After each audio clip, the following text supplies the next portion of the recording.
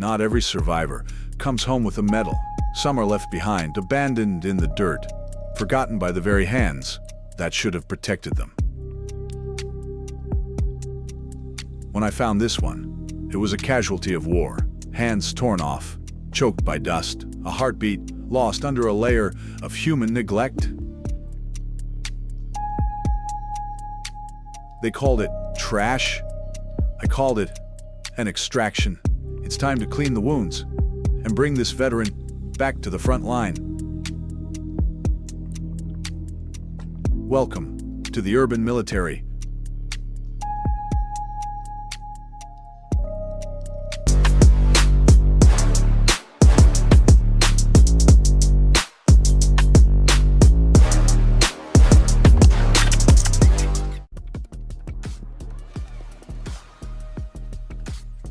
Step back to 2011.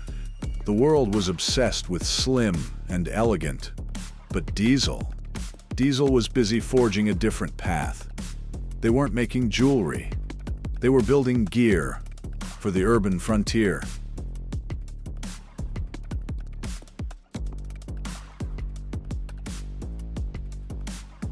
Look at the specs. A 47mm frame, 12 millimeters of solid matte steel.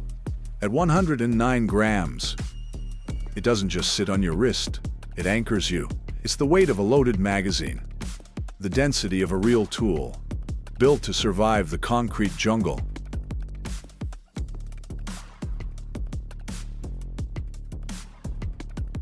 That olive dial? That's not a fashion choice. That's the heritage of the only the brave spirit. It's a nod to the military aesthetic, where functionality is the only law. Every millimeter here serves a purpose.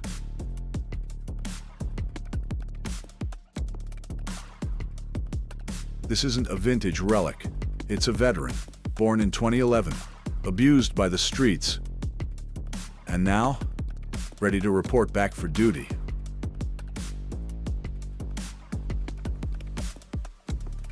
Look at this frame. This isn't polished for a showroom. This is raw, brushed stainless steel armor. Every curve, every heavy angle serves the narrative of survival. It's built to take a hit and keep going. It's the architecture of a high-rise, not a jewelry box.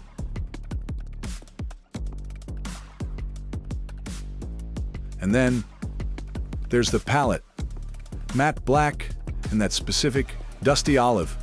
It's the color of a heavy-duty engine block or a faded ammo crate. It's not trying to be subtle.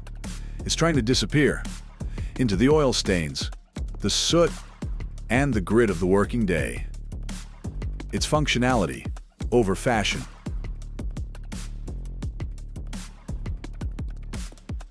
Some might call it clunky. They don't understand the logic. Industrial maximalism is about having what you need right on your wrist. This central steel plate, it's a structural support beam, protecting the time.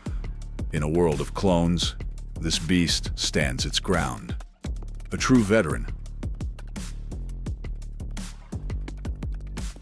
Look at that strap, 26 millimeters of heavy canvas. It doesn't just hold the watch, it secures the armor, like the webbing on a paratrooper's pack. Even after the mud, the grime, after I extracted the truth, it still holds its pattern. It's the scent of the field on the wrist. You don't just put this on, you strap this down, and you feel the industrial logic of every gram. Welcome to the squad. Now, focus on the interface. This isn't just a face, it's a two-level command center. Look at the depth, the main deck, and the sunken sub-dials. It's designed like the cockpit of a heavy-duty hauler. Big, bold, and built for instant recognition. But when I first looked through this glass, the mission was compromised. There was a strange dust clinging to the inside, like a fog over a battlefield. And the hands? The chronographs were torn off, rattling inside the case, like shrapnel. I had to clear the debris and reset the rhythm. To the left, 30 minutes of tactical timing. In the center, the heart of the chrono, ticking off the seconds. And to the right, the 24-hour soul, your compass between day and night. Even the date, tucked between 4 and 5, waits for its turn to report. When the sun goes down, the loom takes over. Glowing hands, glowing numbers, a beacon in the dark, proving that even a wounded veteran can still find the light. Perfection is for the weak. In the Diesel archive, we look for the scars. Look at these edges. The matte finish has surrendered, revealing the raw, stainless steel beneath. These aren't just scratches. They are miles of pavement, years of friction, the record of a life lived hard. Flip it over. The case back is a crime scene. Deep gouges, frantic marks of someone who tried to force their way in. They wanted to break the vault, but they failed. The heart stayed protected. The armor held the line. And the strap, a survivor in its own right. The canvas is frayed, weary, but holding strong. Look at the buckle holes. The decorative inserts are crumbling, falling apart like old ruins. Most would replace it. I kept it because you don't throw away a veteran's uniform. But the strangest part, the glass, not a single chip, not a single scratch, clear as a summer sky, over a battlefield.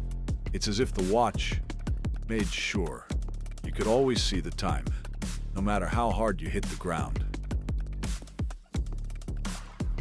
Now, the moment of truth. How does it feel to wear a legend? At 47 millimeters, it's a statement of power. But don't let the size fool you. It's not a burden. It's a partnership. You'd think that massive crown would bite into your skin, but the logic holds. The angles are calculated. It stays where it belongs. Steady, unyielding. The weight. After a minute, you don't feel the grams. You feel the confidence. This isn't for the boardroom or the tuxedo. This is for the grease-stained denim, the heavy canvas jacket, the man who isn't afraid to get his hands dirty. It's a tool for the architect of his own life. The DZ-4194, extracted from the dirt and ready for the next 100 years. Only the brave stay focused.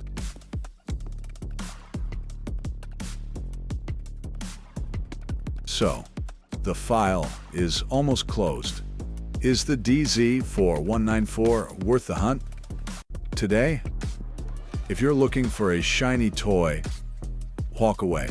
But if you want a piece of industrial history, something that survived the era of disposable things, then yes, it's a titan that refuses to sleep.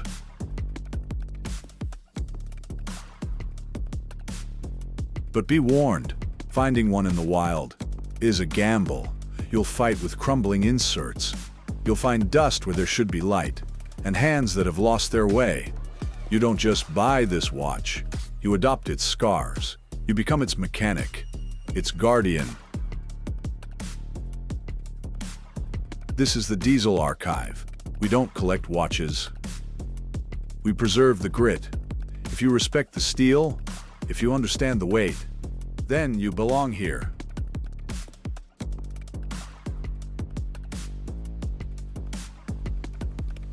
Deploy the like.